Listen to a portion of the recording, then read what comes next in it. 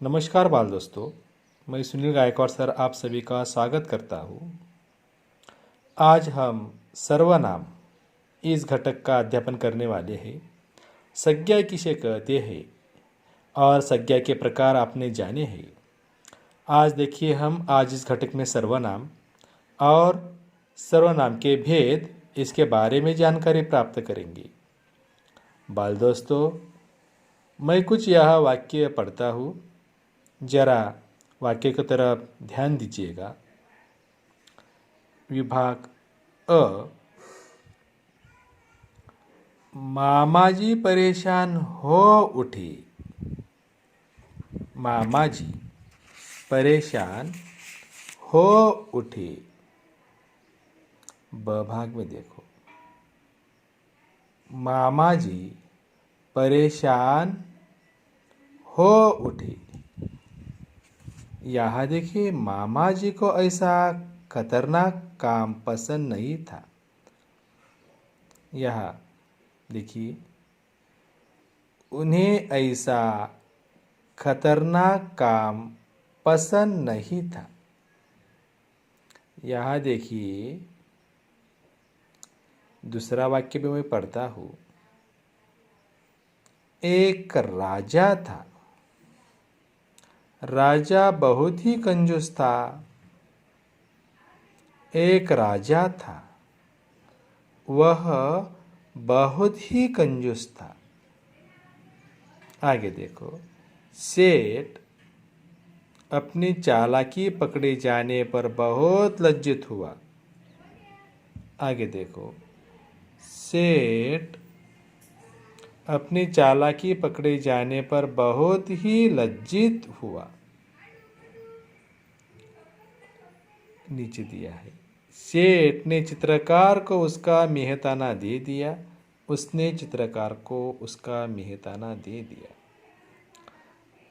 चौथा क्रमांक का वाक्य बाल दोस्तों, भारत हमारा देश है, भारत हमें प्यारा है। भारत हमारा देश है, वह हमें प्यारा है। बाल दोस्तों, यहाँ जरा सा ध्यान दीजिएगा। यहाँ जो नीचे लकीर खींचे गए हैं, रेखांकित शब्द किए गए हैं, जैसे मामा जी, राजा, सेठ और भारत, ये संज्ञा है। मैं आपको सर्वनाम की तरफ ले जा रहा हूँ। पहले हमने संज्ञा देखी, अभी जो लकीर खींची है वाक्य के नीचे, जैसा मामा जी। आगे राजा, आगे है सेठ और भारत। तो देखो, संज्ञा के बारे में जो शब्द आता है उसके स्थान पर जरा ध्यान से देखिएगा। संज्ञा के स्थान पर जो शब्द आते हैं उन्हें सर्वनाम कहते हैं।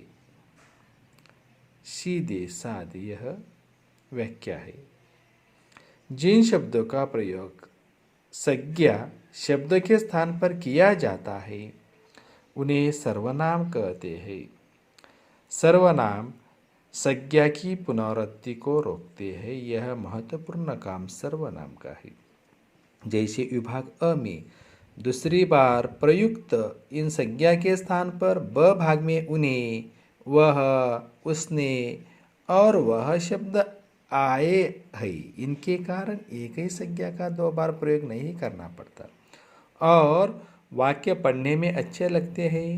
विभाग ब में प्रयुक्त उन्हें, वह, उसने और वह, ये शब्द सर्वनाम है। इसलिए उनकी व्याख्या मैंने पहले बताया, फिर से बता रहा हूँ।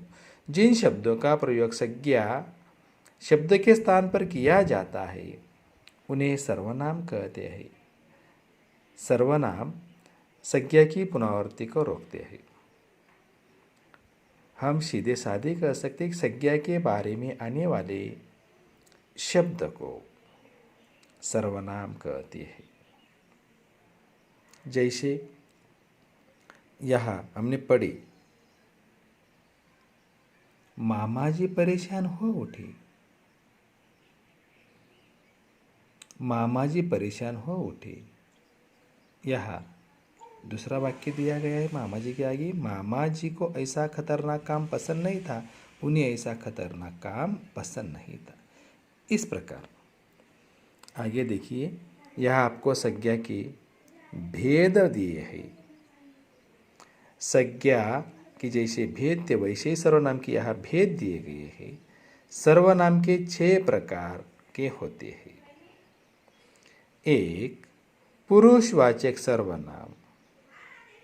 2. निश्चयवाचक सर्वनाम। 3. अनिश्चयवाचक सर्वनाम। 4. प्रश्नवाचक सर्वनाम। 5. निजवाचक सर्वनाम और 6. संबंधवाचक सर्वनाम। बाल दोस्तों, पहले हम पुरुषवाचक सर्वनाम इनके तरफ चलते हैं। बोलने वाले, सुनने वाले तथा जिनके विषय में बात की जाए उनके नाम बदले आने वाले सर्वनाम को पुरुषवाचक सर्वनाम कहते हैं। जैसे बोलने वाले होते मैं, मुझे, हम, हमें। सुनने वाले जैसे तू, तुम, तुमको, तुमसे, आप। और जिसके विषय में बात की जाए वह, वे, यह, वे, उसे, उससे, उन्हें, उनको, उनके लिए। तो देखो ये सब पुरुषवाचक सर्वनाम के उदाहरण यहाँ दिए गए हैं। देखो, आप मेरे साथ थाने चलेंगे मामा जी। हम सब ने पुल की जानकारी पढ़ी है। 3. तुमने हमें इनके गुण नहीं बताए। तो यहाँ जो लकीर खींचे आप, हम, तुमने, ये पुरुषवाचक सर्वनाम है। ऊपर दिए गए रेखांकित ये सब सर्वनाम के शब्द है। प्रत्येक सर्वनाम किसी न किसी पुरुष व्यक्ति के नाम के बदले आए हैं। उसी प्रकार हम आगे चलते हैं। निश्चयवाचक सर्वनाम। जिस शब्द में किसी निश्चित व्यक्ति, वस्तु या स्थान का बोध होता है उसे निश्चयवाचक सर्वनाम कहते हैं। जैसा यह पूर्णिमा की रात थी। पूर्णिमा निश्चित स्थान है, पूर्णिमा के बदले यह आया है। तुम्हारा कोट वह है, कोट के बदले वह आया है। ए रोने वाले बच्चे है, बच्चे के बदले ए आया है। तो यहाँ देखो बच्चों, यह, वह और ए निश्चयवाचक सर्वनाम है। बहुत सारे वाक्य हम अपने पाठ्यकोश में, पाठ्य पुस्तक में हम पढ़ सकते हो। तो देखो आगे लेकर चल रहा मैं आपको। अनिश्चयवाचक सर्वनाम। जिन शब्दों में किसी निश्चित व्यक्ति या वस्तु का या स्थान का बोध नहीं होता उन्हें अनिश्चयवाचक सर्वनाम कहते हैं। जैसे कोई कुछ कर सकता है तो वह हम ही है, यानी कि हमें पता नहीं कौन है। किसी की बुराई के साथ साथ उसकी अच्छाई भी देखनी चाहिए किसी, यानी कि हमें पता नहीं। माँ कुछ खाने को दो, बहुत भूख लगे, कुछ। देखो यहाँ जो लकीर खींचे है कोई, किसी, कुछ, ये अनिश्चयवाचक सर्वनाम है। और आगे है प्रश्नवाचक सर्वनाम। जिस सर्वनाम द्वारा प्रश्न पूछा जाता है उन्हें प्रश्नवाचक सर्वनाम कहते हैं। या जिस सर्वनाम के शब्द द्वारा किसी के बारे में प्रश्न किया जाए उसे प्रश्नवाचक सर्वनाम कहते हैं। जैसे मुन्ना क्यों रो रहा है, तुम्हें क्या चाहिए, बाहर कौन है, कांच किसने तोड़ा, क्या, कौन, किसने, ये प्रश्नवाचक सर्वनाम है। बाल दोस्तों, आगे मैं निजवाचक सर्वनाम की तरफ आपको ले जा रहा हूँ। जो सर्वनाम अपन पे का बोध कराते हैं उन्हें निजवाचक सर्वनाम कहते हैं। जैसे स्वयं का, अपन पे का मतलब स्वयं का। देखिए पहला वाक्य है, मैं अपने आप खाना ले जाऊंगा। मैं के यानी कि स्वयं के बदले वो आप आया है, उनके बदले आया है अपन पेन का, सोपन का। मैं अपने आप खाना ले जाऊंगा, आप, ये निजवाचक सर्वनाम है। तुम्हें अपना खाना स्वयं करना होगा, तुम्हें अपना काम स्वयं करना चाहिए। इसी प्रकार यह वाक्य दिया है। आप और स्वयं निजवाचक सर्वनाम है। और बच्चों, मैं आखिरी सर्वनाम की तरफ आपको लेकर जा रहा हूँ। संबंधवाचक सर्वनाम, जो शब्द संज्ञा या सर्वनाम का किसी अन्य संज्ञा या सर्वनाम के साथ संबंध स्पष्ट करते हैं, उन्हें संबंधवाचक सर्वनाम कहते हैं। जैसे देखो, जो जीतेगा उसे इनाम मिलेगा, जो और उसे दोनों का संबंध एक में है। जो जैसा करेगा वह वैसा भरेगा, जो और वह, ये दोनों दूसरे का संबंध है। जैसी करनी वैसी भरनी, दोनों का एक जैसी संबंध है। जैसी करनी वैसी भरनी, यह मुहावरा कहावत भी है।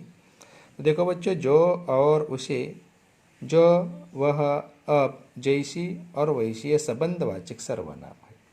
देखो बच्चों, हम फिर से यहाँ सर्वनाम के भेद देखते हैं। 6 भेद है। पुरुषवाचक सर्वनाम, निश्चयवाचक सर्वनाम, अनिश्चयवाचक सर्वनाम, प्रश्नवाचक सर्वनाम, निजवाचक सर्वनाम और संबंधवाचक सर्वनाम।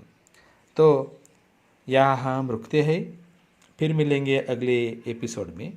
तब तक सभी बाल दोस्तों को नमस्कार, धन्यवाद।